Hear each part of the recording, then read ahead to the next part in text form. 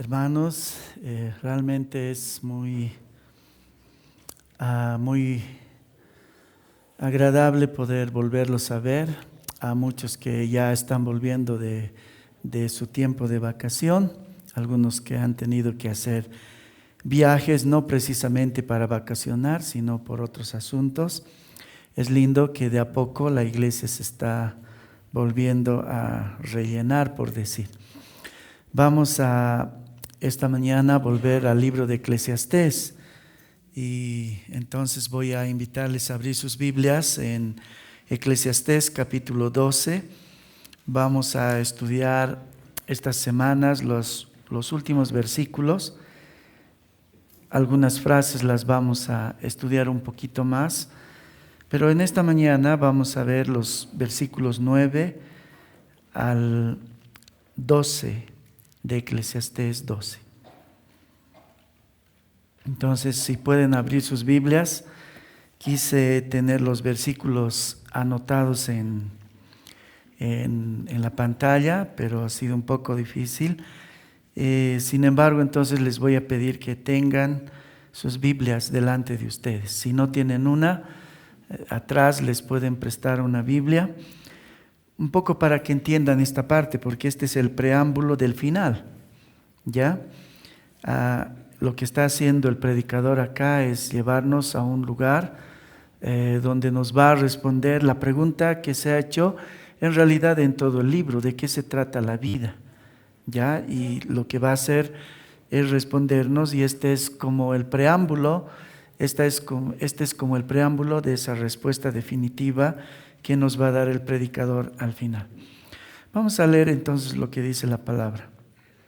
Cuanto más sabio fue el predicador, tanto más enseñó sabiduría al pueblo, e hizo escuchar e hizo escudriñar, y compuso muchos proverbios. Procuró el predicador hallar palabras agradables y escribir rectamente palabras de verdad. Las palabras de los sabios son como aguijones, y como clavos hincados son las de los maestros de las congregaciones, dadas por un pastor. Ahora, hijo mío, a más de esto, sé amonestado. No hay fin de hacer muchos libros, y el mucho estudio es fatiga de la carne. Vamos a orar. Oh Padre Celestial, estamos tan agradecidos porque podemos reunirnos el día de hoy delante de ti para poder seguir estudiando tu palabra, Señor. Tu palabra es la verdad. Tu palabra, Señor, no solamente es la verdad, sino que es también alimento para nuestra alma. Señor, que realmente podamos honrar a tu Hijo, Señor, al escuchar hoy día lo que tú quieres decirnos, al escuchar, pero también te ruego que el predicador pueda honrarte a ti, hablando solo lo que tú quieres que se diga, Señor, acerca de ti. Oh Dios, así nos ponemos delante de ti, nos exponemos a tu palabra, para que tú sigas transformando nuestras vidas por medio de ella. En el nombre de Jesús, háblanos y ayúdanos a escuchar y obedecerte. Amén.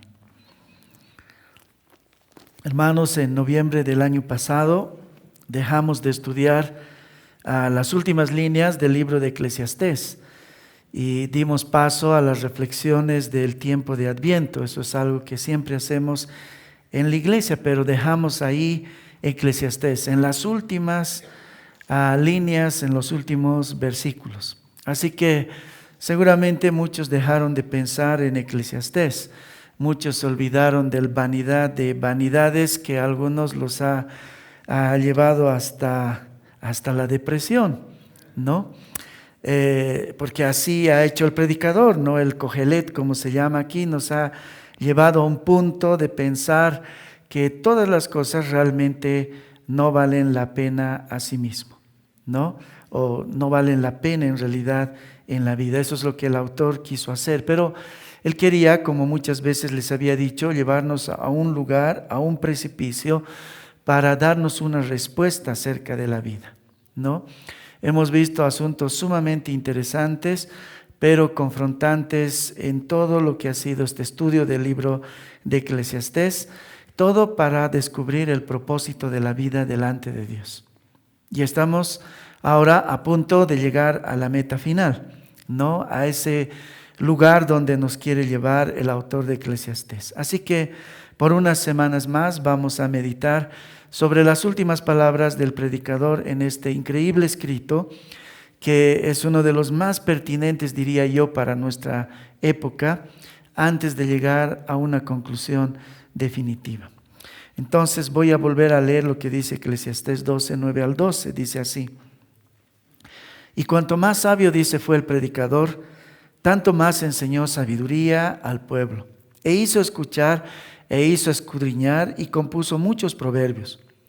Procuró el predicador hallar palabras agradables y escribir rectamente palabras de verdad. Las palabras de los sabios son como aguijones, y como clavos hincados son las de los maestros de las congregaciones dadas por un pastor. Ahora, hijo mío, a más de esto sea amonestado. No hay fin de hacer muchos libros, y el mucho estudio es fatiga de la carne. Vivimos en una época en la que se confunde la información con sabiduría. A veces decimos, no, él es un hombre muy sabio, sabe mucho. Pero no siempre hay una relación entre información y sabiduría. El hombre ha llegado en algunos contextos a creer que si llegamos a saber más, viviremos mejor. Que si leemos más, encontraremos sentido al propósito de la vida. Pero lo que hace el predicador al cerrar su discurso se vuelve hacia nosotros como una reflexión final y sumamente confrontante. Algo que tal vez va a desmoronar todas nuestras ideas y nuestra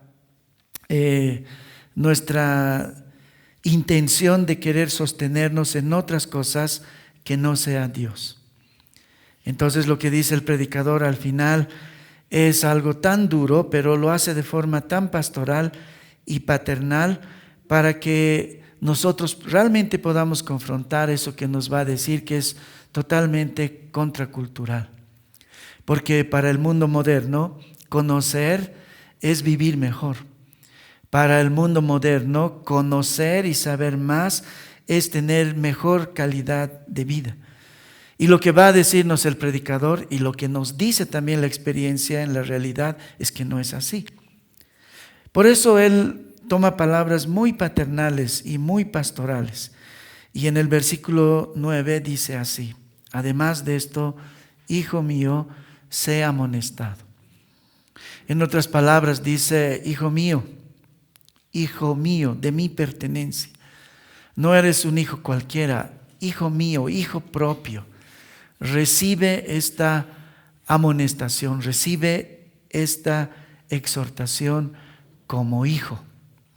Y así es como quisiéramos recibir esta exhortación, ¿no? Como verdaderos hijos, porque es una confrontación, les decía, bastante contracultural. Salomón ha terminado de filosofar acerca de muchas cosas y está en este lugar al final de su discurso. Y no habla aquí como un filósofo profesional, sino como un padre inspirado y emocionado. Después de haber explorado la vida debajo del sol, como él llama a todas las cosas que suceden acá en la tierra, nos dice: hijo mío, hay un límite que no debes cruzar nunca. Ahora, acá no nos advierte contra el estudio. La Escritura jamás desprecia el conocimiento, pero sí nos advierte contra una confianza desmedida en la razón humana.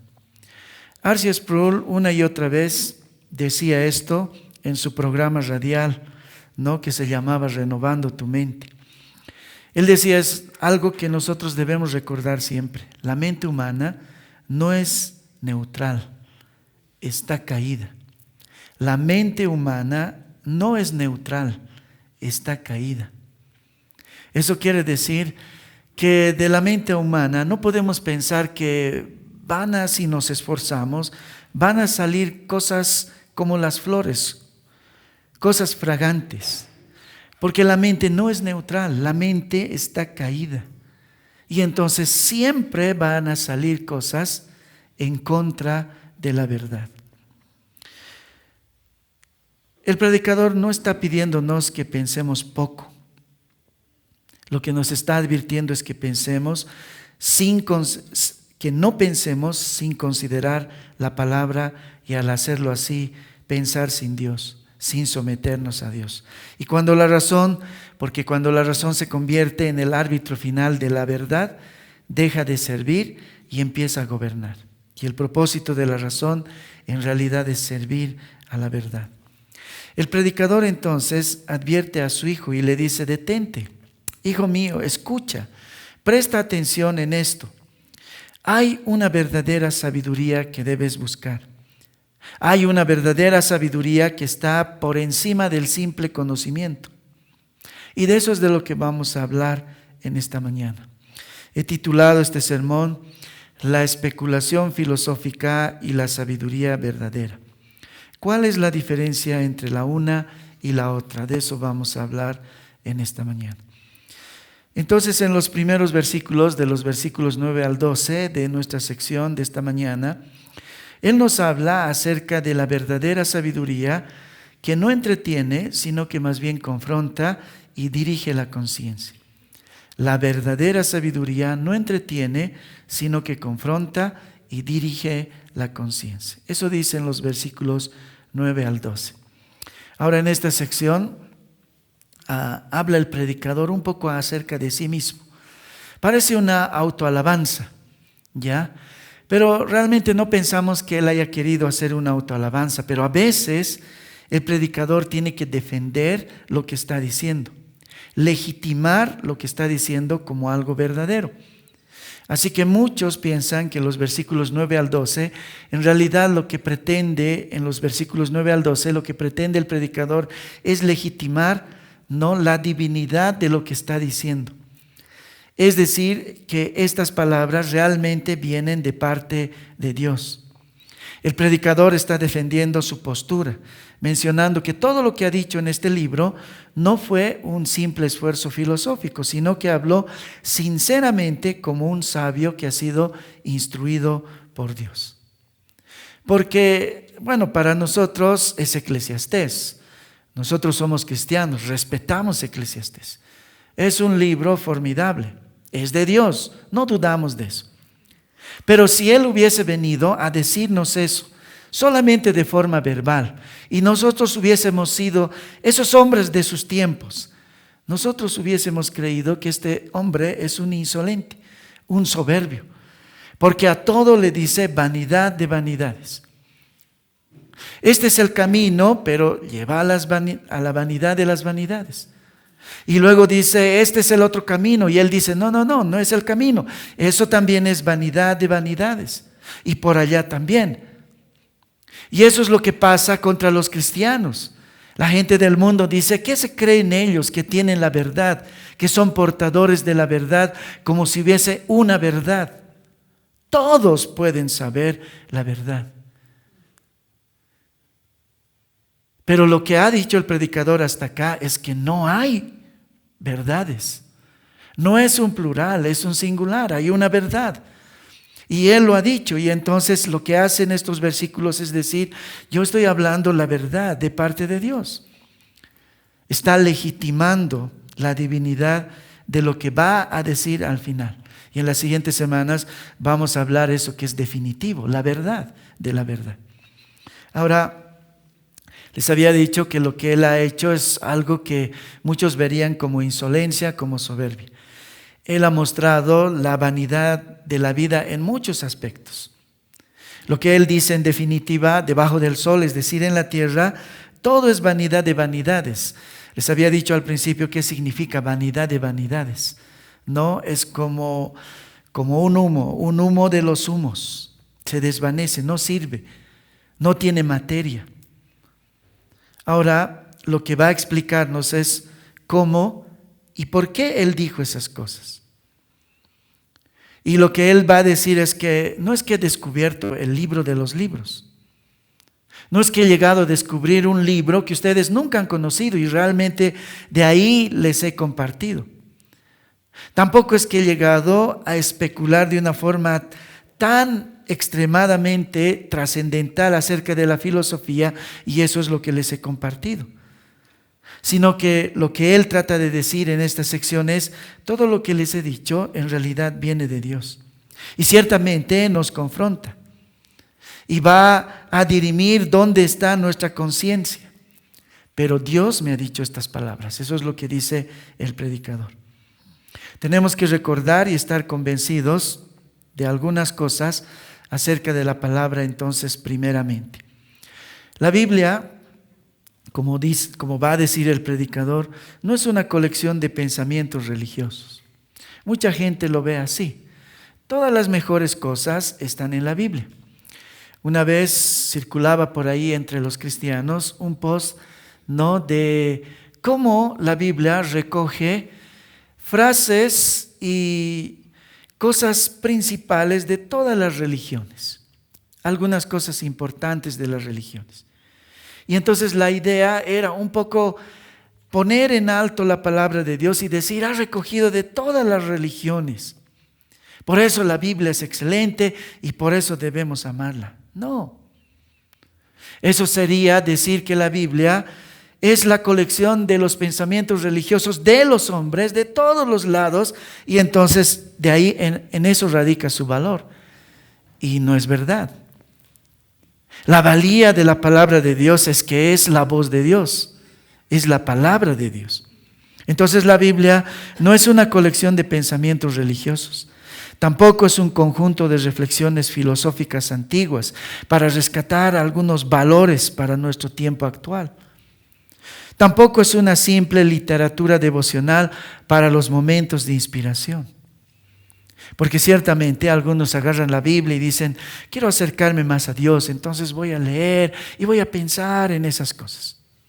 No, la Biblia es la voz de Dios porque Dios ha hablado. Una de las afirmaciones más grandes y más solemnes de las que nosotros debemos tener conciencia es que Dios ha hablado. Y entonces si nos preguntan o nos preguntamos dónde, está en la palabra. La Biblia es la palabra de Dios. No es el mejor libro. No es la mejor especulación filosófica. No es la mejor colección de pensamientos religiosos. Es la voz de Dios.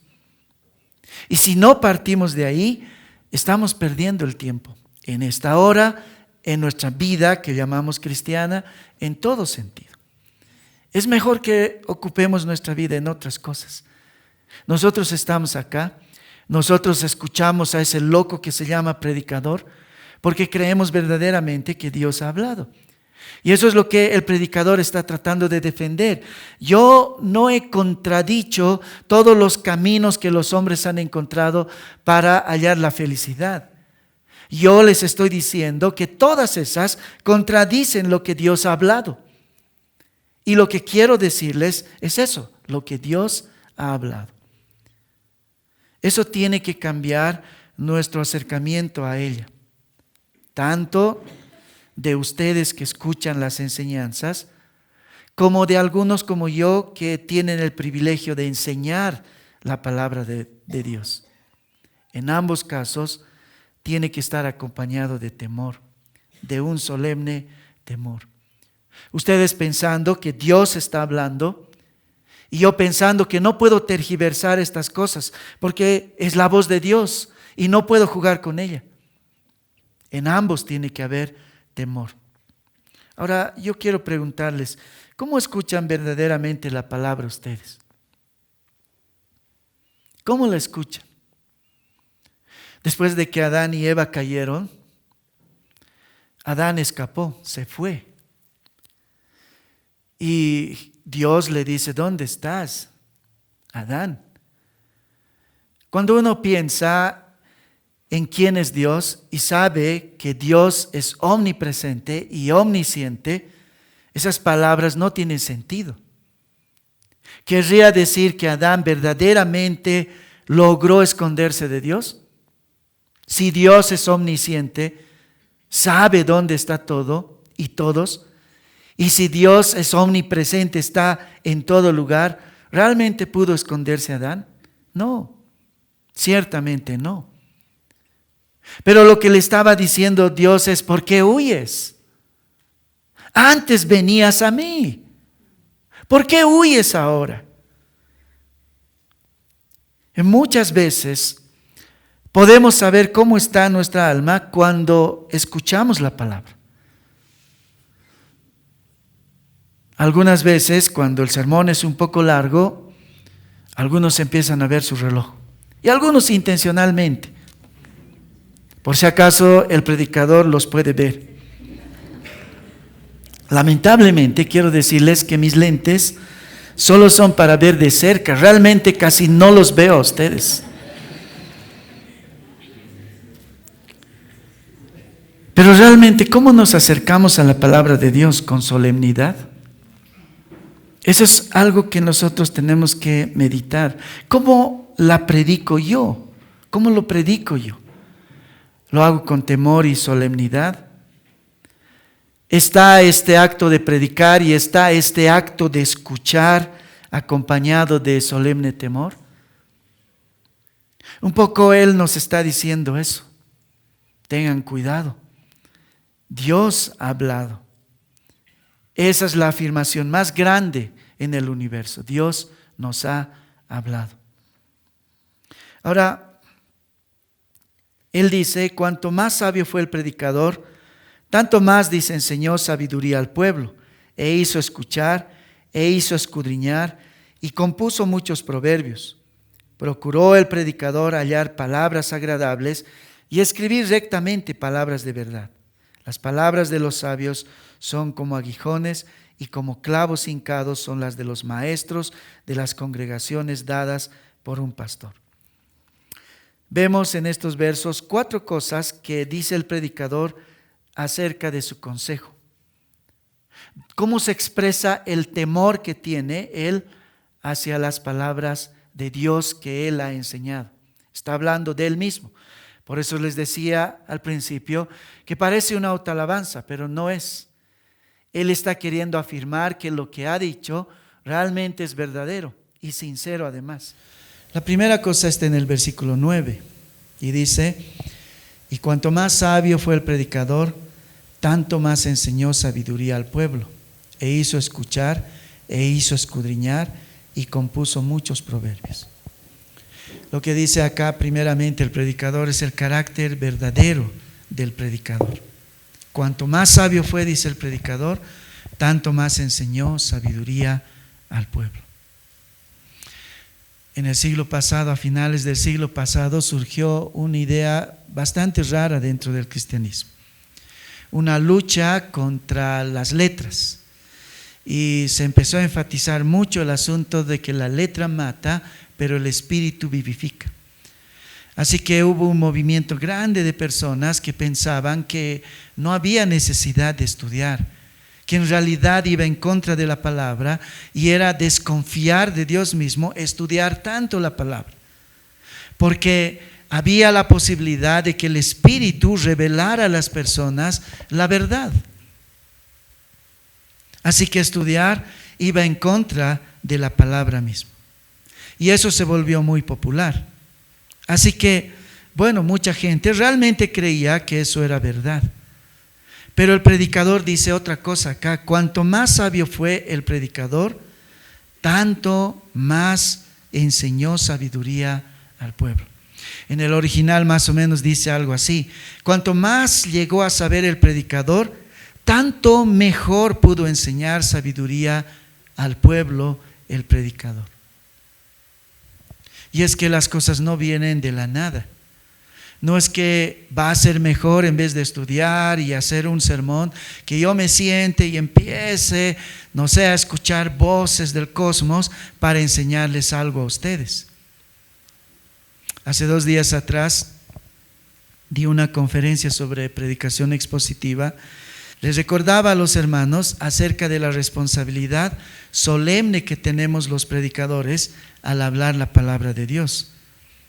Thomas Watson dijo una vez: fue por los oídos que perdimos el paraíso, cuando nuestros primeros padres escucharon a la serpiente.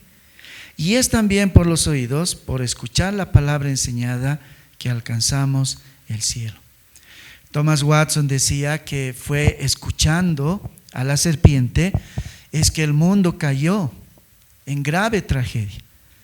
Pero también dice que es por los oídos, por escuchar la palabra, que podemos alcanzar el cielo. Ahora, Salomón dice una cosa acá: tanto más sabio fue el predicador, ¿no? Y esta frase nos dice de forma sugestiva que él procuraba acumular lo más que podía de la sabiduría. Tanto más. Es algo que indica acumulación, amontonar. Tanto más sabio fue el predicador, cuanto más él procuraba acumular sabiduría. Para eso él necesitaba tiempo y recursos.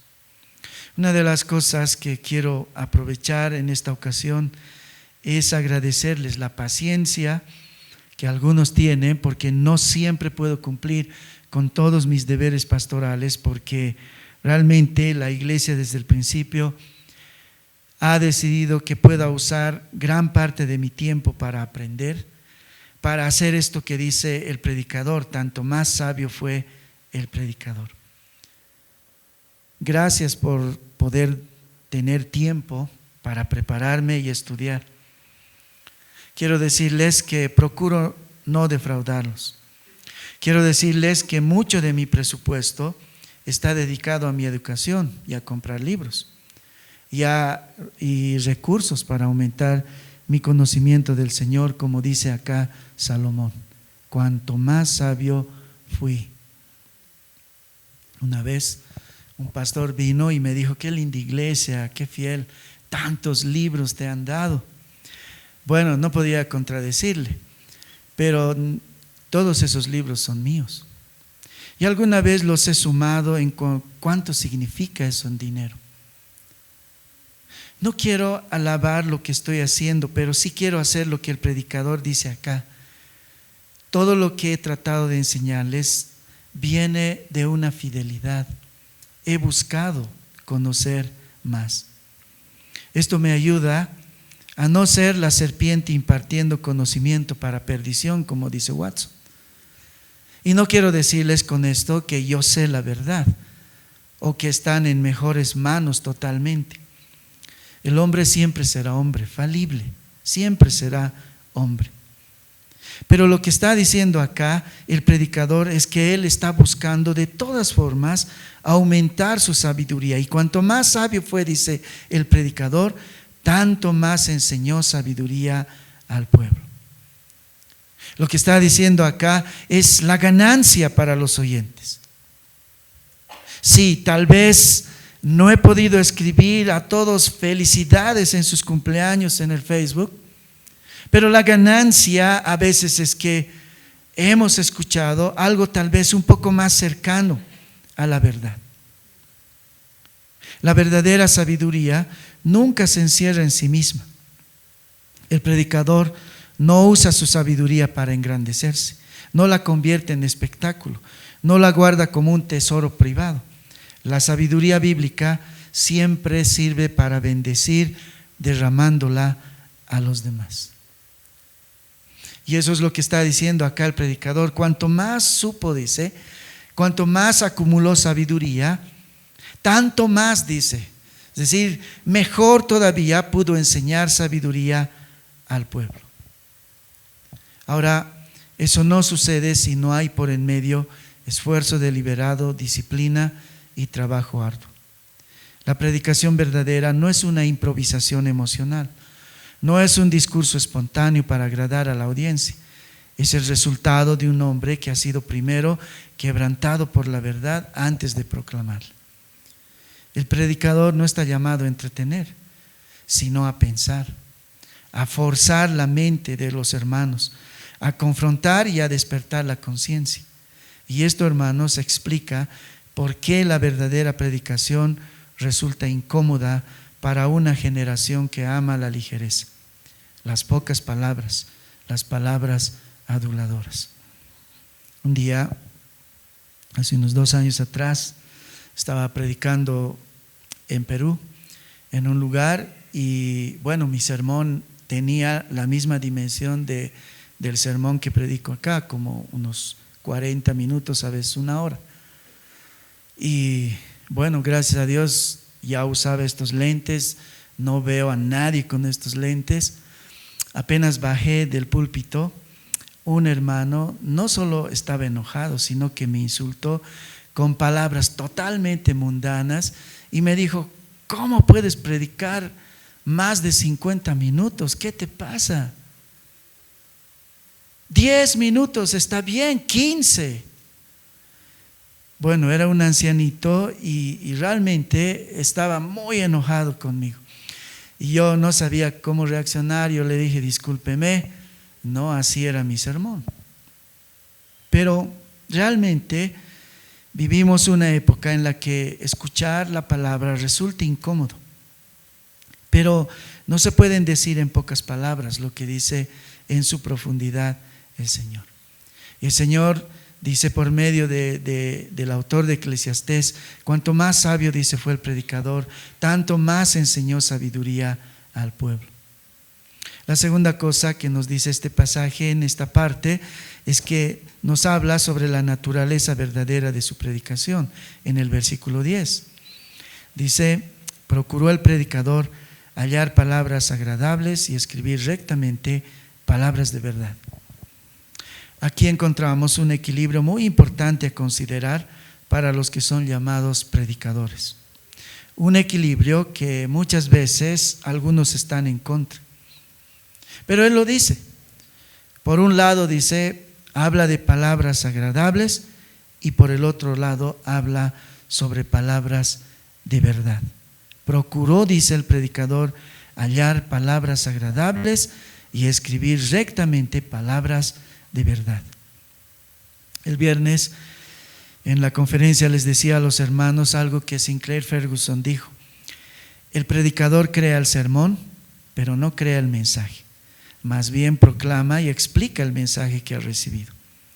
En realidad, el propósito de estas palabras era enfatizar que no necesitamos inventar la pólvora, es decir, el mensaje, porque el mensaje ya está ahí. El evangelio es el mensaje de la palabra de Dios, ¿no? Y eso es lo que quería proclamar Ferguson. Pero a la misma vez, él dice una cosa: el predicador crea el sermón. El predicador crea el sermón. No saben cuánta lucha un predicador sincero no hace por dar un mensaje que no descuide el lenguaje para no parecer tosco, que tiene que pensar: creo que esto dije hace unas 2 semanas o la anterior semana, para que no parezca repetitivo, o entrar al griego profundo y al hebreo para pretender orgullo en pro de decir la verdad, sino suavizarla y hacerla aceptable y entendible para todos. Ciertamente, la verdad no necesita ser embellecida artificialmente, pero sí debe ser proclamada con claridad, con precisión, con reverencia, pero también con creatividad. Y algunos tienen el don, ¿no? No sé si algunos escuchan los sermones de Spurgeon. Cuando escucho a Spurgeon, realmente a veces quiero llorar por la profundidad, por las palabras que él usa, la alegorización, sin quebrantar la verdad a la que puede llegar Charles Spurgeon o John Piper. Verdaderamente una exultación a la grandeza de Dios. Son dones que no todos pueden tener, pero hay una batalla, y eso es lo que está diciendo. Procuró, dice el predicador, hallar palabras agradables y escribir rectamente palabras de verdad. En todo lo que les he dicho, dice él, he luchado, he procurado decirles agradablemente la verdad. Ahora, el peligro está en esto: querer que la predicación sea agradable a costa de dejar de ser verdadero, O por el otro lado, querer que la predicación sea solo verdadera sin esforzarse en la belleza de su presentación, sobre todo para que sea entendible. Cuando la verdad gobierna, la belleza surge de manera natural, porque no hay nada más glorioso y hermoso que hablar de Dios. Pero el predicador tiene que luchar. Y esa es una de las luchas más fuertes que sostiene un predicador sincero. ¿Cómo digo esto? Porque esto es lo mismo que esto. Y lo mismo del anterior mes. Y lo mismo del anterior año. Y lo mismo de la anterior década. ¿Cómo lo puedo decir de otra forma? Sin vulnerar la verdad. Sin pretender querer embellecer o adornar el evangelio como si fuera una de esas pastillas feas, ¿no?, que tienen un dulce arriba para que sea consumible, para que sea tragable. Sin llegar a ese punto, sino que con reverencia ver la verdad y ver cómo ser creativo para darle claridad, precisión, pero con reverencia. Eso es lo que dice el predicador. Procuré, dice el predicador, hallar palabras agradables, pero sin dejar la rectitud, dice, de las palabras de verdad. La tercera cosa con respecto de lo que dice el predicador aquí, el efecto de la palabra verdadera sobre los oyentes. El efecto de la palabra verdadera sobre el oyente. Dice en el versículo 11, las palabras de los sabios son como aguijones y como clavos hincados son las de los maestros de las congregaciones. Hay una cosa inevitable de la palabra de Dios que va a suceder. Salomón lo compara a aguijones y clavos hincados. Por un lado, entonces dice, las palabras de los sabios son como aguijones. ¿Alguna vez les ha picado, decimos nosotros, una abeja? ¿Ha introducido una abeja su aguijón en ustedes? Terrible, ¿no? Una vez, tenía creo 10 años, vino una abeja y fue en el ojo mismo. Y no saben cómo estaba por unos 2 días siquiera. No, todo hinchado, sumamente doloroso. Un aguijón no acaricia. Un aguijón hiere. Un aguijón despierta. No, un aguijón obliga a moverse y a avanzar. Recuerdo, estábamos en un campamento en Palca y vino la abeja y yo corría, pero corría, porque el aguijón te obliga a moverte. De la misma forma, la palabra de Dios sobre el alma actúa así. Hiere nuestro orgullo, no es agradable. Nos expone a nuestra autosuficiencia. Nos deja sin excusas delante de Dios, pero nos mueve. La palabra de Dios nos mueve, nos empuja hacia algo. Por eso el autor de Hebreos dice en Hebreos 4:12, la palabra de Dios es viva y eficaz y más cortante, dice, que toda espada de 2 filos. En Roma habían 2 tipos de espadas. Unas con un solo filo, no, que era más como un machete que cortaba en un solo sentido, pero otras letales, ¿no?, que tenían 2 filos a los 2 lados. Y dice Hebreos que la palabra de Dios es más, dice, no dice que es igual que una espada de 2 filos, dice es más todavía cortante que una espada de 2 filos. Mahaira se decía en griego esa espada. Esa era letal. Y eso es lo que la palabra también hace en nosotros. Nos hiere verdaderamente, o hiere nuestro orgullo, nuestras idolatrías verdaderamente, para introducirnos la verdad. Pero por eso es muy común que muchas veces ustedes no sienten que yo sé algo de ustedes, y por eso estoy diciendo eso. ¿No? Algunos se preguntan, ¿quién le ha dicho esto acerca de mi vida al pastor? ¿Quién ha sido el chismoso? Créanme que los pastores sinceros luchamos por no exponer a nadie deliberadamente. Pero la palabra tiene ese poder de exponernos ante nosotros mismos para buscar ayuda en el Señor. Luego el texto dice que también la palabra actúa como clavos hincados, ¿no? El clavo, cuando se clava, porque hincar eso quiere decir poner un clavo, puedes sacar ese clavo, pero no va a quedar liso otra vez, va a dejar una marca. Y eso es lo que hace la palabra, y eso es lo que tal vez se refiere cuando dice la palabra, que la palabra nunca volverá vacía.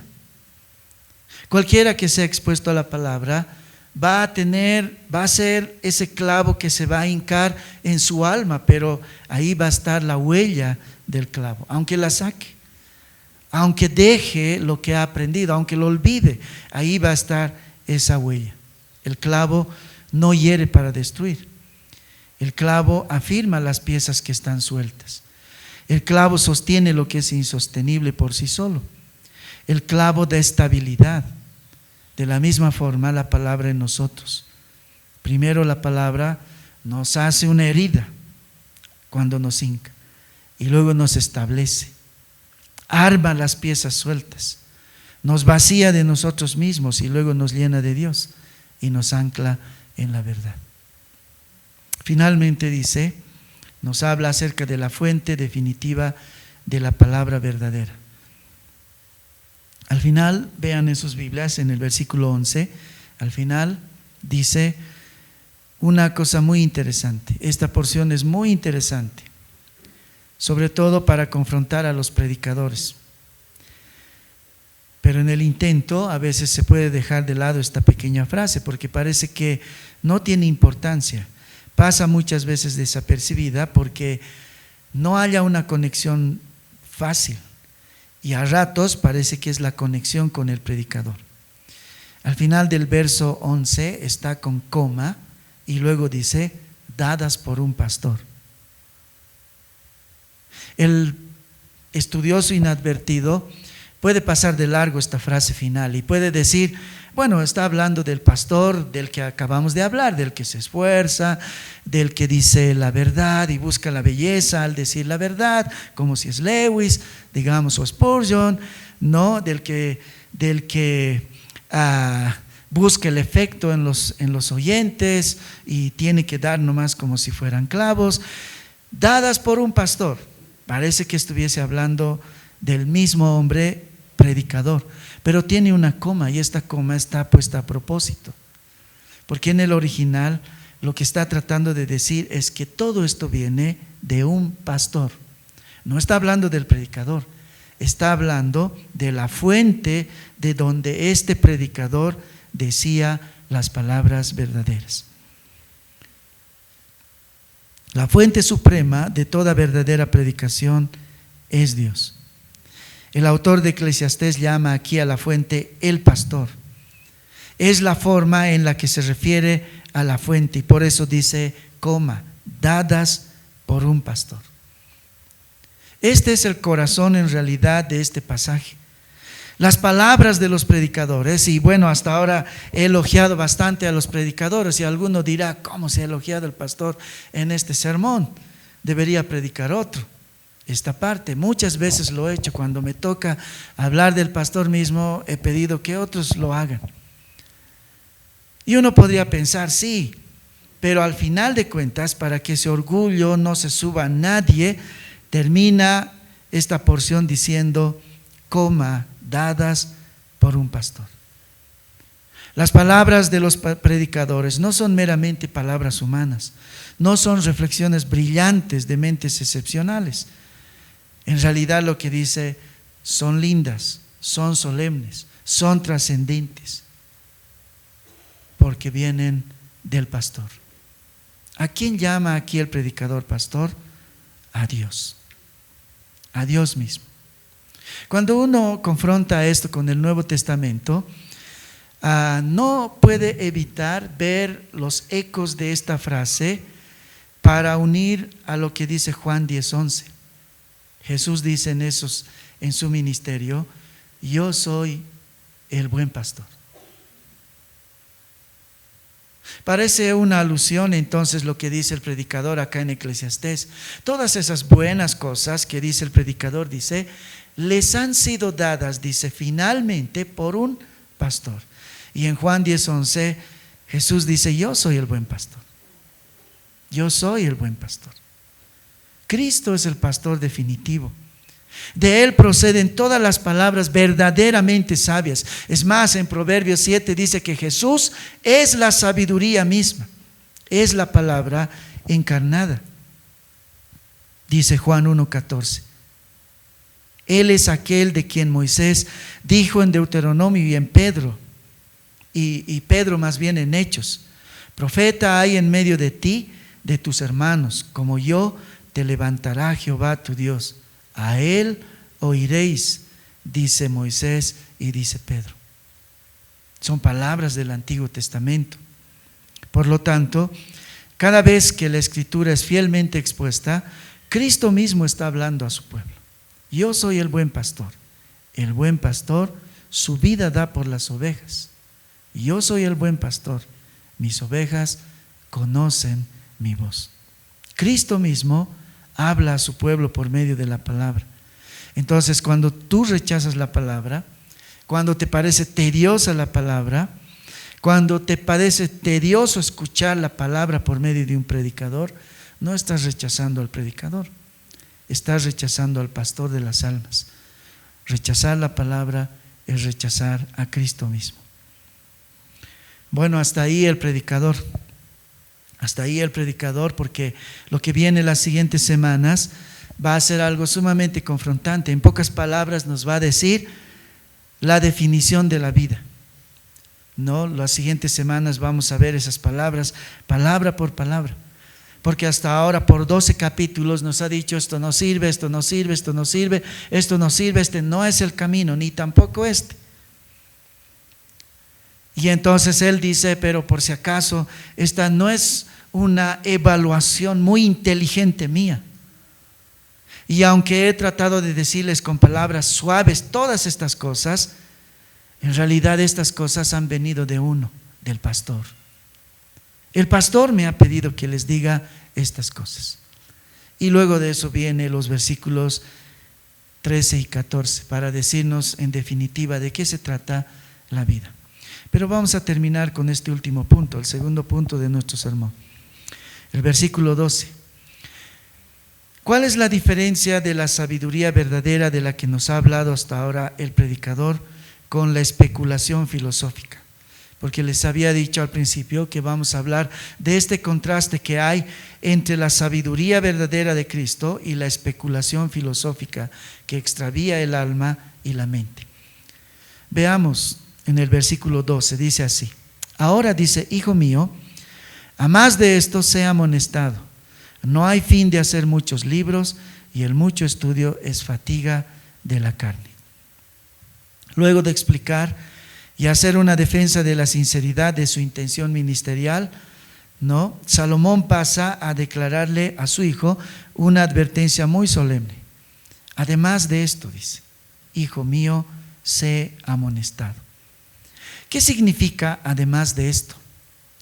Además de esto es todo lo que está escrito antes de esta frase, capítulos 1, 2, 3, 4, hasta el 12. El predicador le dice a su hijo, porque no deben olvidar la parte emocional y real de esta historia. Es un Salomón que ha desperdiciado su vida queriendo encontrar la felicidad por otros caminos. O sea, esa es la parte emotiva, real, verdadera, sincera de esta historia. Es como muchos de ustedes que son viejos y que tienen a sus hijos en el mundo, que cuando están en el lecho de muerte, si es que Dios les permite, les dirán a sus hijos: por Dios, por Cristo, no hagas lo que yo hice, no lo hagas. Acuérdate de Jehová en los días de la juventud. Es la desesperación de un hombre anciano, porque así lo hemos visto en el capítulo 12, de uno que le están temblando ya los pilares, de uno que ya casi no tiene memoria de algunas cosas, pero la desesperación es grande. Está viendo a un hijo perderse, Roboam.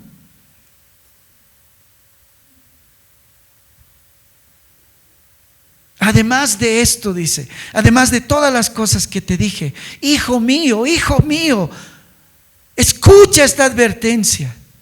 Detente, presta atención, porque hay una verdad y un peligro del que debemos aprender y cuidarnos antes de seguir acumulando conocimiento. Les decía al principio que vivimos en una época en la que se confunde información con sabiduría. Y es que hay un grave peligro detrás de esta cosmovisión. Al escuchar YouTube, frecuentemente me sale ahora recientemente un aviso que comienza diciendo: ¿te has puesto a pensar que para ser consejero no necesitas ser un profesional? En 4 clases entiende el inconsciente y comienza tu camino para ser un gran terapeuta. ¿Les llega a ustedes o solo a mí? 4 clases. En el mundo cristiano también sucede. Los nuevos cristianos, los nuevos estudiantes del seminario dicen: ¿para qué estudiar griego y hebreo? Eso es perder el tiempo. Ahorras $1,000 y te compras el Logos 10. El Logos 10 te hace sermones, te pone el hebreo, el griego, el arameo y el caldeo debajo de cada palabra. Es la ola del futuro. Todo se soluciona sabiendo, conociendo, y no necesitas profundizar. 4 clases te pueden ayudar en todo. Es la época, vivimos en la época del café instantáneo, de la sopa ramen instantánea, pero no solamente es la época del conocer superficial, sino también de confundir filosofía con sabiduría. De tal manera que puedes ser terapeuta en 4 clases. Es decir, puedes entender el alma de las personas y llegar a tener sabiduría para componer eso que es tan difícil, tan intrínseco en el hombre, que es el alma, en 4 clases. Porque para muchos, saber unos tips, saber algo de conocimiento es lo mismo que tener sabiduría. Y entonces el predicador, en un tono paternal, le dice algo totalmente contracultural. Y vemos aquí el tono de la advertencia del predicador. Ahora, hijo mío, a más de todas las cosas que te dije, después de todas las cosas que te dije, toma en cuenta esto, toma en cuenta esta exhortación. Salomón no habla aquí como un filósofo fracasado o frustrado, sino como un maestro, un padre que ha explorado la vida debajo del sol, y su conclusión es que él ha desperdiciado su vida terriblemente. Vimos sus conclusiones previas cuando estudiamos los primeros capítulos. Esos callejones sin salida, esos caminos sin salida que él mismo había transitado. El camino del intelecto, el sendero del placer, la avenida del cinismo, el callejón sin salida del materialismo. Todos esos caminos infructuosos y todos esos caminos contra un reloj que corre, que corre, que corre. Como ratoncitos que estamos buscando el lugar donde está el queso y vamos por este camino y no es el camino, y vamos por este otro y no es el camino, y vamos por este otro y no es el camino, pero el reloj corre. Eso es lo que dice el capítulo 3 de Eclesiastés: el tiempo está corriendo, el tiempo está corriendo. Todos esos caminos infructuosos que le llevan a concluir: no hay nada nuevo debajo del sol. Vanidad de vanidades, todo es vanidad. Frente a toda esa indagación de la vida, Salomón le dice a su hijito: hijito, no pierdas tu tiempo. Hay un límite que no debes cruzar, hijo mío. No le advierte contra el estudio, el conocimiento o la ciencia. La Escritura jamás desprecia el conocimiento, pero sí nos advierte contra una confianza desmedida en la razón humana. No olviden lo que les había dicho hace rato, lo que dijo Sproul: la mente humana no es neutral, está caída. Eso quiere decir que la mente humana no es como el concepto filosófico de Aristóteles que popularizó John Locke cuando dijo: la mente es una tabula rasa. En realidad todos somos inocentes cuando nacemos, todos tenemos una pizarra blanca. El problema es que lo llenamos de cosas por las experiencias que tenemos en el camino. No. Sproul tenía razón, y esa es la verdad. La mente humana no es neutral, está caída. Y entonces todas nuestras meditaciones están contaminadas. Ahora, la Biblia no nos insta a que pensemos poco, nos advierte a que no pensemos sin someternos a Dios. Porque cuando la razón se convierte en árbitro final de la verdad, deja de servir y empieza a volverse rey, empieza a gobernar. Por otro lado, el predicador le dice a su hijo y le habla acerca de la esterilidad del conocimiento sin Dios. Le dice: hijo mío, no hay fin de hacer muchos libros, y el mucho estudio es fatiga de la carne. Salomón observa algo que hoy vemos de forma muy evidente: la producción interminable de ideas, teorías, sistemas y explicaciones para entender la vida. Ninguna generación, hermanos, ha llegado a tener el acceso que nosotros tenemos tan impresionante acerca del conocimiento. Nosotros deberíamos entender mejor esto. No hay fin de hacer muchos libros, y el mucho estudio es fatiga de la carne. ¿Cuánto ha mejorado el mundo desde el Facebook? ¿Cuánto ha mejorado el mundo desde el YouTube?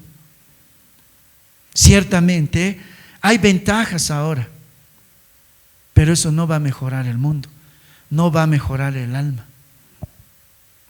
porque hay un pero. Sproul lo dijo en otra ocasión: la erudición no regenerada puede producir información brillante y al mismo tiempo una oscuridad espiritual profunda. La erudición no regenerada puede producir información brillante y al mismo tiempo una oscuridad espiritual profunda.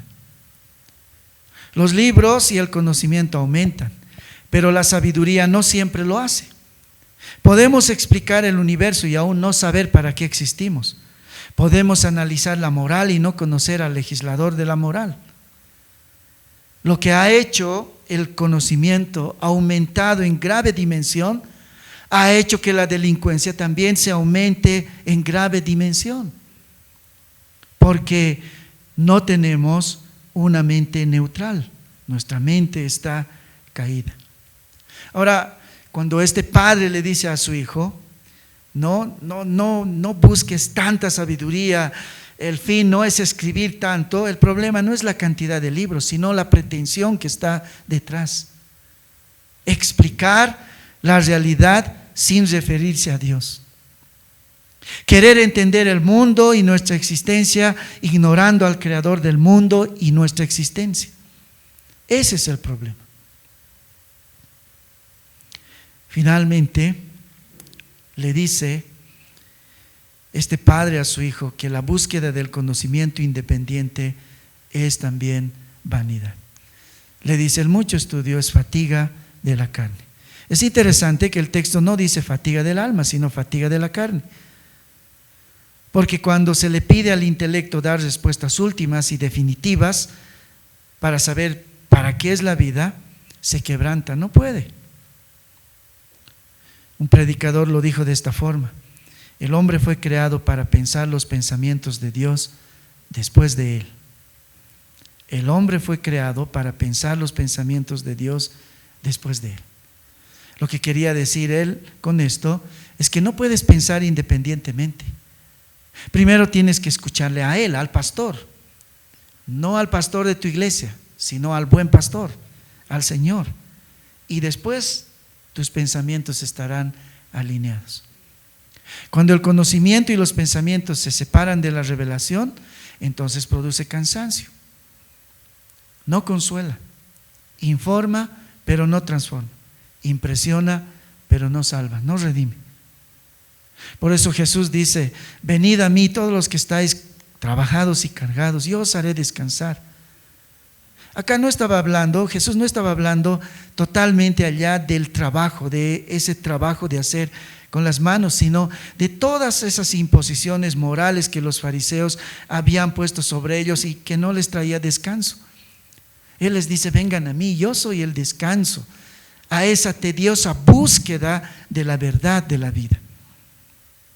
Entonces Salomón no dice acá: deja de estudiar, deja de buscar el conocimiento, nunca escribas un libro, no te dediques a indagar, sino espera en el Señor. Eso es lo que está diciendo. No esperes tu salvación en el conocimiento, espera en el Señor. Eso es lo que le está diciendo. El estudio, la filosofía y el conocimiento separados de su propósito correcto agota, cansa. Entonces tenemos que ir a Jesús. Él es la verdad, Él es la verdadera sabiduría. El consejo de Salomón no es antiintelectual, sino antihumanista en el sentido moderno. El problema no es estudiar, conocer o filosofar demasiado, sino esperar demasiado de ellos. Cuando el conocimiento se convierte en un fin, con toda seguridad vamos a ser defraudados, porque el conocimiento sin Dios promete control, pero produce ansiedad. Promete iluminación, pero deja un vacío. Promete sentido, pero termina en cansancio. La mente humana fue creada para conocer a Dios. Cuando Dios habló, fue para que nosotros conociéramos a Dios. Cuando se le exige a la mente ser autónoma, colapsa bajo su propia incapacidad. Salomón nos recuerda que el ser humano no fue creado para cargar el peso de la verdad última a sus propias expensas. Dios ha hablado, entonces debemos descansar en su gracia, en sus palabras. No nos dejó a la interminable fatiga de buscar sentido en los libros sin fin. No debemos hacer del conocimiento y la filosofía un ídolo. Debemos descansar en la palabra suficiente de Dios, porque cuando Dios habla, el hombre ya no necesita buscar más, solo necesita escuchar, temer y obedecer. Nuestro Señor Jesús, antes de ser crucificado, tuvo una charla muy misteriosa con Pilato.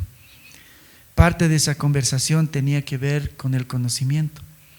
En Juan 38-35, parte de esta historia dice así: Él está hablando: ¿tú eres rey? Ellos dicen que tú eres rey, le dice Pilato a Jesús. Y él le dice: para eso he nacido. Y bueno, en el versículo 35 le dice: Pilato le respondió: ¿soy yo acaso judío? Tu nación y los principales sacerdotes te han entregado a mí. ¿Qué has hecho? Respondió Jesús: mi reino no es de este mundo. Si mi reino fuera de este mundo, mis servidores pelearían para que yo no fuese entregado a los judíos. Pero mi reino no es de aquí. Le dijo entonces Pilato: luego, ¿tú eres rey? Respondió Jesús: tú dices que yo soy rey. Yo para esto he nacido y para esto he venido al mundo, para dar testimonio a la verdad. Todo aquel que es de la verdad oye mi voz. Le dijo Pilato: ¿qué es la verdad? Esta charla que tiene Pilato con Jesús termina en algo que no termina al final, en nada, porque ahí se rompe la conversación y luego no pasa nada. Pilato le dice: ¿tú eres rey? Sí, yo soy rey, no como tú. No he sido impuesto, no me han puesto como rey. Yo he nacido rey, para eso he nacido, dice. Respondió Jesús: tú dices que yo soy rey, yo para esto he nacido, para esto he venido al mundo. Pero también le dice que vino para dar testimonio de la verdad. Y entonces Pilato dice: ¿la verdad? ¿Crees que existe la verdad? ¿Una verdad? Le dijo Pilato: ¿qué es la verdad? Todo es verdad. Todos tienen la verdad. ¿Qué estás diciendo, Jesús? ¿Qué es la verdad en singular? ¿Qué había detrás de esta última frase de Pilato? La pregunta de Pilato no es una búsqueda honesta, sino una expresión de escepticismo. Pilato no desconoce la verdad, sino que se rehúsa a someterse a ella. Él no desconoce lo que es la verdad. La verdad estaba delante de él, pero él no quiere someterse a él. Es el hombre que representa a aquellos que ven a la verdad como algo relativo, inútil o incómodo. Aún dentro de la iglesia no hay una verdad. ¿Qué es la verdad? Cristo dice: yo soy la verdad, yo he venido para ser rey, porque eso es lo que dice, inherentemente yo soy rey. Yo no he sido impuesto como rey, inherentemente yo soy rey, pero también he venido para mostrar la verdad. Y eso es lo que Pilato entendió. Él es rey inherentemente y él es también la verdad. Eso es lo que estaba diciendo. Y él dice: ¿qué estás diciendo? La verdad. Pilato no estaba esperando una respuesta. Pilato se va, porque eso revelaba su corazón endurecido, su conciencia, que ya sabía lo suficiente acerca de este Jesús, y le estaba diciendo que él es la verdad y que debería seguirlo. Y él dice: eso es lo que menos voy a hacer. Políticamente eso sería un suicidio. Pilato es el retrato profético del hombre moderno.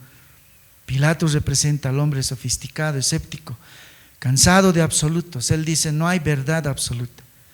Su pregunta es una burla elegante, no una investigación filosófica. Es la voz del mundo que dice: hay muchas verdades, todos tienen la verdad, no hay una sola verdad. Pilato representa al hombre que discute la verdad porque huye de las implicaciones que tiene la verdad. Es otra forma de decir: me gustan los cristianos, me gusta que son buena gente, me gusta que hacen cosas morales, pero todavía no estoy preparado. Cuando sea viejo. El problema del ser humano no es que no puede conocer la verdad, sino que no quiere la verdad. No la quiere porque la verdad tiene implicaciones. La verdad pide cosas porque es soberana, porque la verdad no es un concepto. La verdad es una persona. Pilato la rechazó por eso mismo, porque Jesús le dijo: yo soy rey per se, pero también la verdad per se. Y él dijo: no me pidas eso. Yo no voy a seguir a un Cristo que dice ser rey, que está en puros harapos, que no tiene poder, que no tiene nada de gloria, que sus súbditos pretenden crucificarlo. Jamás. Los dioses me lo impidan. No te voy a seguir. La verdad no es un concepto, la verdad es una persona. Pilato no rechazó una definición, Pilato rechazó a Cristo. La pregunta de Pilato no fue una pregunta inocente, sino una acusación silenciosa y sugestiva contra el corazón humano caído.